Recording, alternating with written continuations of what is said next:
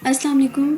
आज की इस वीडियो में हम देखेंगे कि अगर ऑलरेडी आपके पास एक डॉक्यूमेंट प्रिपेयर्ड है और उस डॉक्यूमेंट की आपने सेटिंग करनी है इस तरह से कि लाइक आपको proper font size font style उसी लिहाज से चाहिए जैसा हमने पिछली वीडियो में डिस्कस किया था।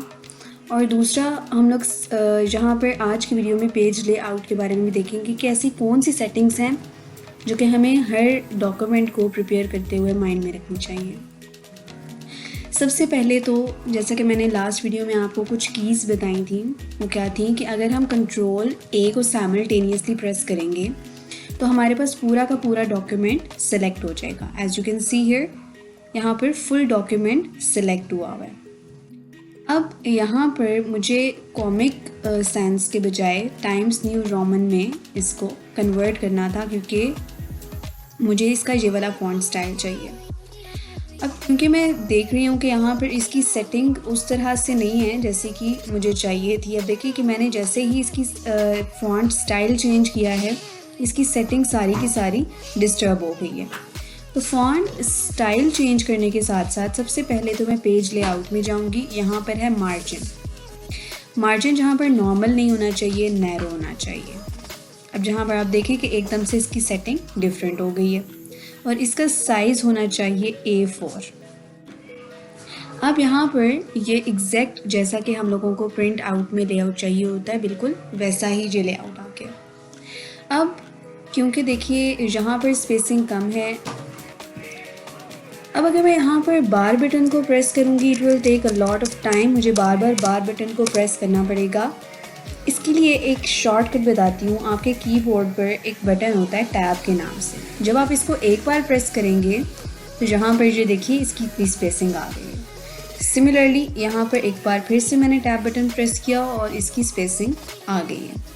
Tab button is a shortcut जिसमें आप स्पेस दे सकते हो डिफरेंट, जैसे आपने मल्टीपल चॉइस क्वेश्चंस बनाने होते हैं तो उनकी ऑप्शंस में सेम स्पेसिंग आप देना चाहते हो।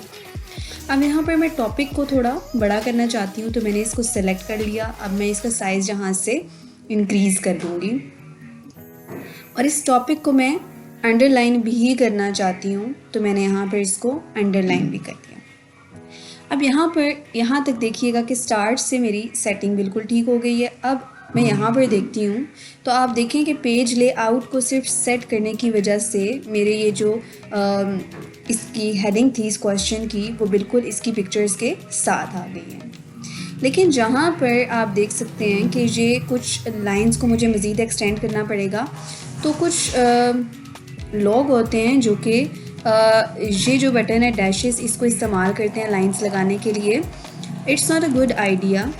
अगर हम शिफ्ट और इसी बार बटन को प्रेस करें साइमल्टेनियसली तो हम ये लाइन इस तरीके से लगा सकते हैं।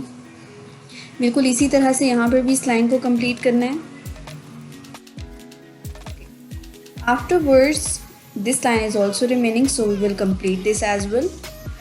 अब यहाँ पर अगर देखें तो बाकी की सारी तो चेंज हो गई है राइटिंग जो फॉन्ट स्टाइल था, बट क्योंकि ये अलग एक हमने ऐड किया था, इंसर्ट किया था एक शेप के अंदर इसको ऐड किया हुआ टेक्स्ट को, तो ये चेंज नहीं हो सका। इसके ऊपर वो चेंज अप्लाई नहीं हुआ तो मैं फिर से इसको सिलेक्ट करूँगी और again I will change it's writing two times new Roman.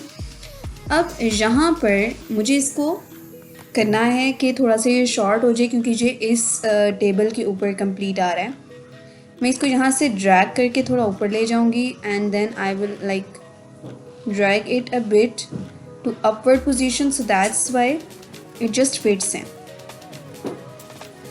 Okay, so this is my word bank. मैं इसको सेंटर में कर देती हूँ। Again you can see that this is ready. First of all ये 3 पेजेस पर आ रहा था, but now this is in 2 pages only and this is like having a good setting now. So this is how you can set your document। अगर आपके पास already prepared document मौजूद है तो आप उसकी सेटिंग को किस तरह से चेंज कर सकते हैं, ये आज हम लोगों ने सीख लिया। और कुछ हम लोगों ने पेज लेआउट के बारे में भी पढ़ा जो कि छोटी छोटी चीज़ें होती हैं जिनको हम मिस कर जाते हैं। आई होप कि आप मेरे साथ माइक्रोसॉफ्ट वर्ड को सीखना बहुत इंजॉय कर रहे होंगे एंड आई विश कि मैं आप लोगों को मज़ीद इसी तरह से सिखाती रहूँ। Thank you so much. Don't forget to like, subscribe and share my channel.